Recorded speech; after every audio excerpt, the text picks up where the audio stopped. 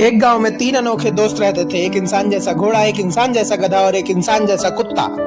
तीनों बहुत अच्छे दोस्त थे। वे हमेशा साथ रहते, बातें करते और एक दूसरों की मदद करते थे। एक दिन अचानक गांव के एक घर में आग लग गई। चारों तरफ धुआं और अफरा तफरी मच गई।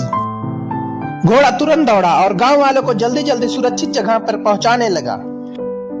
मेहनती गधा पानी की बाल्टी भर कर लाया और आग बुझाने में मदद करने लगा। वफादार कुत्ता जोर जोर से भौंककर सभी लोगों को खतरे की खबर देने लगा। तीनों दोस्तों की समझदारी और मेहनत से आखिरकार गांव बच गया और सबने उनकी बहादुरी की खूब तारीफ की।